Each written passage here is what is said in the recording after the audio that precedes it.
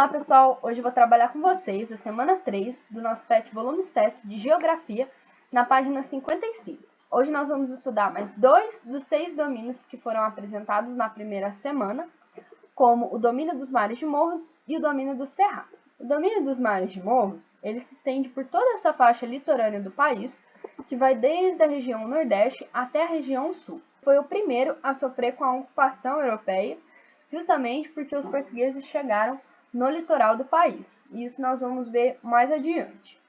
O clima desse domínio é um clima tropical atlântico, que possui a influência de duas massas de ar. A massa polar atlântica, que se forma na Antártida, portanto ela é fria, e percorre o Oceano Atlântico, portanto ela é úmida, que vai atuar principalmente no inverno. E também a massa tropical atlântica, que é uma massa quente, por se formar aqui nessa região dos trópicos, e úmida, por se localizar no Oceano Atlântico. Então, essa massa vai contribuir para que predomine um clima quente e úmido, marcado por chuvas bem distribuídas durante todo o ano. Além desse clima tropical atlântico, nós temos também o clima tropical de altitude, que ele é caracterizado por uma estação seca no inverno, somente por conta da altitude desse relevo, que apresenta aí temperaturas mais baixas e uma menor quantidade de chuvas.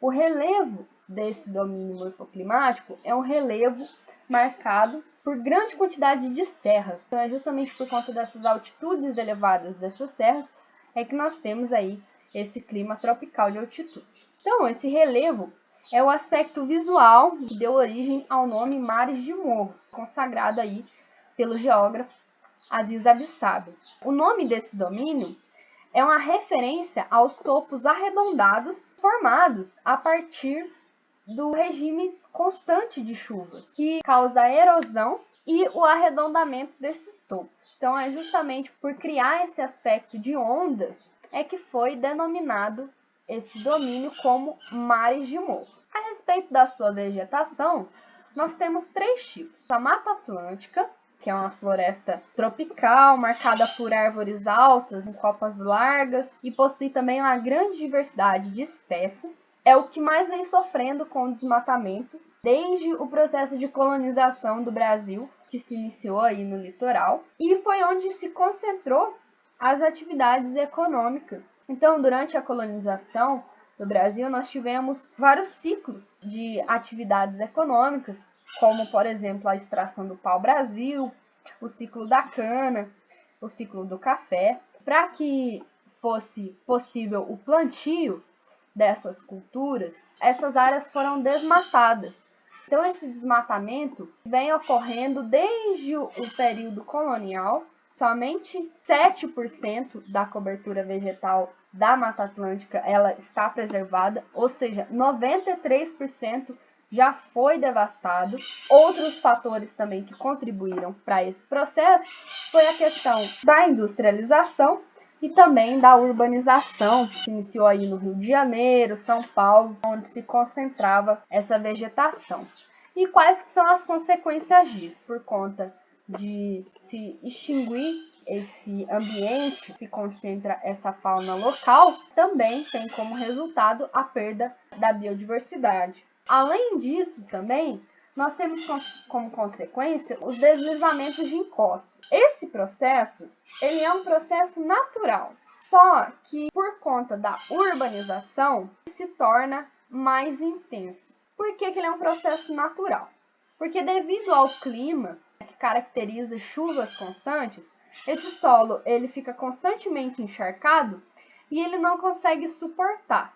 Devido a essa urbanização, que é feita em locais inadequados, retira a cobertura vegetal, ou seja, que deixa o solo ainda mais suscetível ao deslizamento, é que causa aí muitas mortes e inúmeras perdas materiais, como nós vemos nessa foto aqui. Além disso, nós temos como consequência também a questão das inundações e dos alagamentos. A inundação acontece porque a ocupação urbana ela é feita de maneira inadequada e não respeita essa planície de inundação. Então, chuvas em grandes quantidades provoca o aumento do nível do rio. A inundação ela é causada justamente porque esse aumento ele atinge essa planície de inundação. O alagamento, sim, ele é um problema urbano, né? Justamente porque a água da chuva ela não consegue infiltrar no solo por conta do asfalto, da urbanização e também da falta de planejamento de drenagem. Por não ter onde infiltrar, essa água ela fica concentrada, né, acumulada nos centros urbanos, que geram também muitos transtornos. Então, por exemplo, numa cidade que possui um planejamento de drenagens adequado, o alagamento ele pode acontecer só durante as horas da chuva e logo depois ele cessa quando a água ela for drenada. Mas esse assunto aí nós podemos nos aprofundar em outro momento. Então, além da Mata Atlântica, nós temos também os manguezais. Ele fica localizado entre o ambiente marinho e o ambiente costeiro. Ele é importante porque ali é uma área de reprodução de espécies. E nós temos também as restingas. A restinga é uma vegetação mais adaptada a esse ambiente praiano aí. E ela também é importantíssima para evitar a erosão marinha. Então, dentro desse domínio, nós temos esses 3 tipos de vegetação. Agora nós iremos falar do domínio do cerrado. No domínio do cerrado, nós temos o predomínio de uma vegetação arbustiva, com a coloração amarela e também cascas grossas. Além disso, nós temos galhos retorcidos, que vão armazenar água durante os períodos de escassez hídrica, certo? Além de serem auxiliadas pelas longas raízes que alcançam solos bem profundos. Então, essa vegetação vai ser a consequência de um tipo climático caracterizado por ser tropical, com a elevada temperatura durante o ano todo e pouca variação de temperatura. Apresenta 2 estações bem definidas, como uma estação seca no inverno e uma estação chuvosa no verão. Então, nesse domínio, nós temos aí uma pouca amplitude térmica, ou seja, a temperatura ela varia muito pouco durante o ano, além do fato de que as áreas do interior vão sofrer com o efeito da continentalidade. Por elas estarem distantes do oceano, a variação entre o dia e a noite ela é muito maior, por não ter o oceano ali como elemento que possa promover o equilíbrio, ou seja, né, o dia é muito quente e a noite é muito fria. Então, essa vegetação desse domínio representa a manifestação de adaptação dessas formações vegetais a esse clima predominante nesse domínio. Com relação à hidrografia, nós temos uma região aí marcada por ser um berçário de rios, começam seu curso ali, correm por outras regiões brasileiras. Então nós temos importantes bacias hidrográficas no Cerrado. A sua hidrografia ela é muito importante porque ela abriga as nascentes de rios extremamente relevantes como o rio Tocantins, o rio Araguaia e o São Francisco, além do fato de também possuir uma grande biodiversidade com um número aí grande de espécies endêmicas, né? Ou seja, que existem só nessa região. O seu solo é caracterizado por ser muito ácido, mas que através das técnicas de calagem que possibilitou a correção do pH desse solo, ou seja, o que seria essa técnica de calagem? Seria a adição de calcário, que é uma substância básica. Então, nós temos aí um solo ácido em contato com a substância básica, ele vai se tornar um solo mais neutro. E isso vai permitir uma melhor absorção dos nutrientes pelas plantas. Então, através dessa técnica, foi possível a expansão da atividade agrícola, mas ela tem destruído o nosso cerrado. Então, como nós veremos aí nos próximos vídeos, além da expansão agrícola ser a principal responsável pela devastação do cerrado, também tem a questão da pecuária. Esses fatores eles vão contribuir para que o nosso cerrado ele esteja desaparecendo ao longo do tempo. Então, aqui, por exemplo, nós vemos nos mapas como que foi acontecendo o avanço dessa expansão agrícola. Então, antes nós tínhamos aí a produção de soja localizada aí mais na região sul e que ao longo do tempo ela foi avançando para o centro-oeste, sentido norte do país. Em 2006, por exemplo, olha como que já está a situação da questão da soja. E pior, ela vem avançando cada vez mais. Em 2013, por exemplo, olha como que se encontra. Lembrando, pessoal, que essa é justamente a área do nosso cerrado. Ele se encontra em perigo. Você já deve ter ouvido falar no cerrado. Mas será que você conhece o cerrado? Você sabia, por exemplo, que o cerrado ocupa 1/4 do território brasileiro?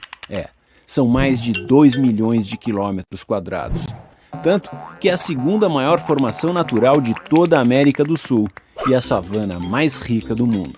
Aqui estão 5% de todas as espécies do planeta e 30% da biodiversidade do Brasil. Mais do que grande, ele tem uma importância como elo de ligação. O cerrado é o bioma que se conecta com 4 dos 5 biomas brasileiros. Ele faz a ponte entre a Amazônia, a Caatinga, a Mata Atlântica e o Pantanal. Quando a gente olha no mapa, percebe o quanto é extensa a sua área e o quanto é intensa a sua importância. A gente percebe que se o cerrado acabar, é como se quebrasse o elo que une todos esses ecossistemas. Poxa, então seria muito triste se o cerrado acabasse, não é? Pois é, pode ficando bem triste então, porque o cerrado praticamente já acabou. Metade da sua vegetação original já foi eliminada. Menos de 3% da sua área está efetivamente protegida. Talvez você não saiba, mas o cerrado é considerado o berço das águas do Brasil. Só ele alimenta 3 gigantescos aquíferos subterrâneos e 6 das 8 grandes bacias hidrográficas brasileiras e mais todo o Pantanal.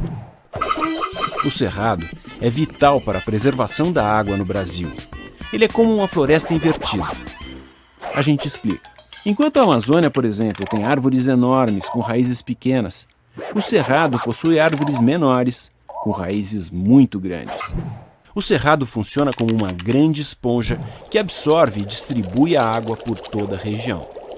Toda essa água garante a sobrevivência de grande parte da população brasileira, seja para o uso humano, para a geração de energia, para a produção de alimentos. Isso quer dizer que se a gente não conservar o cerrado, uma espécie fica altamente ameaçada de extinção, a nossa espécie. Se a gente não ajudar a preservar o cerrado, a gente pode terminar com fome, com sede e no escuro. Então agora nós vamos ver mais um pouquinho a respeito do cerrado e também desse futuro incerto que lhe aguarda devido a essa questão da expansão agrícola, das queimadas, do desmatamento, que tem posto em risco esse domínio de grande importância.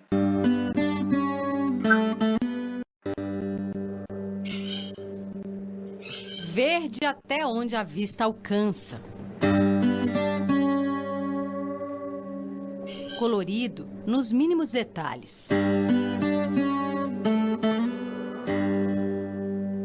Rico e belo, forte e delicado em exatas proporções.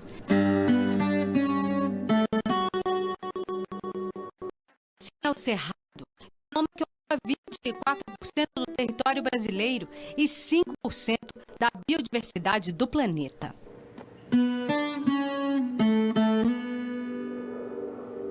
O cerrado é uma matriz ambiental que se localiza nos chapadões centrais do Brasil, no qual existe a maior diversidade florística do mundo e existe também uma das grandes diversidades de animais do planeta Terra.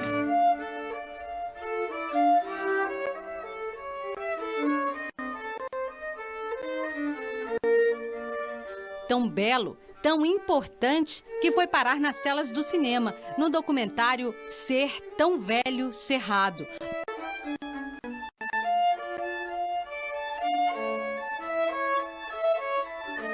Achei muito interessante esse fato das espécies serem altamente especializadas, terem evoluído tanto. Você tem o lobo-guará que come determinada fruta, que só germina no intestino delgado dele. Você tem aquela flor que só floresce se tiver um incêndio. Então, quando eu descobri que um buriti adulto, ele começou a germinar, começou a nascer quando Pedro Álvares Cabral chegou no Brasil, eu falei, nossa, mas puxa, 500 anos que essa árvore tem, E a gente está destruindo, a sociedade está destruindo, acabando com isso dessa forma.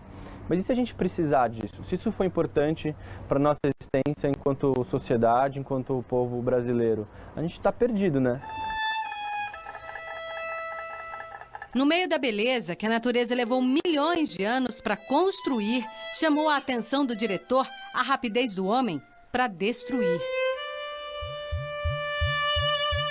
Tomei um susto com a velocidade do desmatamento e a dimensão.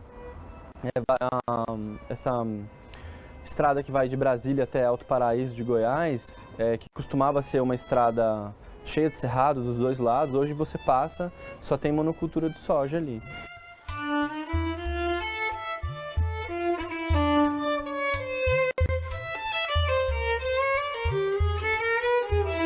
Você tem placas assim escrito Cerrado, o bioma com maior biodiversidade do Brasil. E não tem o horizonte inteiro de soja, não tem nada assim. É uma destruição comprovada. Segundo o Instituto de Pesquisa Ambiental da Amazônia, o cerrado é desmatado 5 vezes mais rápido do que a floresta amazônica, sem levar em consideração sua importância, seu valor, nem sua idade. O cerrado se concretizou totalmente na sua formação global, com todos os seus ambientes, há 45 milhões de anos. A existência dele é importante para o equilíbrio dos biomas que o circundam. E esse ser tão velho recebeu muito recentemente, há poucos milhares de anos, a visita, e não foi uma visita, que esse ser tão novo veio para ficar. Esse ser tão novo é o homem. E a presença do homem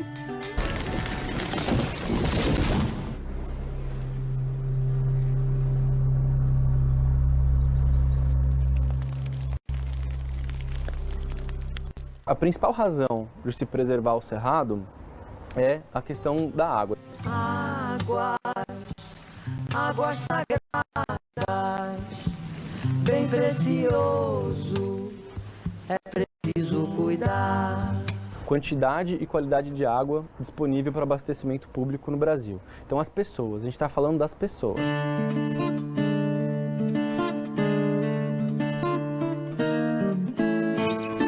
Para que as agruras e encantos dessa paisagem virem causa de todos os brasileiros, o filme deve ser distribuído de graça pela internet.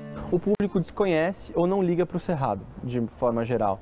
Então é uma ferramenta, principalmente para professores, essa característica do filme de fazer cinedebates, de abrir essa possibilidade de cada um se autodeclarar um embaixador local e fazer um cinedebate na sua escola, na sua universidade. Então levar essa ferramenta de informação para as crianças, para os jovens. Ele vai para o cinema também, ele vai para o cinema convencional, até para poder atingir a mídia, atingir um público de cinema, de televisão, mas a grande forma de distribuição desse filme é os cinedebates em espaços públicos, centros comunitários, assembleias legislativas, de estados, federal também, e escolas, principalmente escolas e universidades.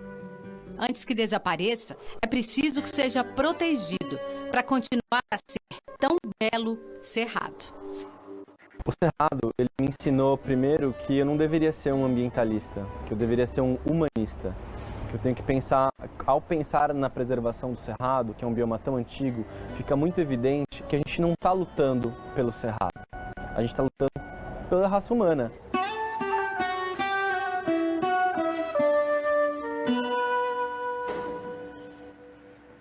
Antes de finalizar nossa aula, eu gostaria de ressaltar que a nossa região aqui de Poços, ela compreende justamente esses dois domínios morfoclimáticos, o domínio dos mares de morros e o domínio dos cerrados. Então eu proponho para vocês, ao sair de casa, observem mais o ambiente ao seu redor, e tentem identificar, a partir do que nós aprendemos aqui nessa aula, algumas características desses domínios. Isso fará com que a gente compreenda que o que a gente tem aprendido aqui está inserido dentro da nossa vivência, certo? Essa foi a nossa aula de hoje. Eu espero que tenham gostado, que tenham absorvido bastante conhecimento. Agradeço muito a atenção e até a próxima!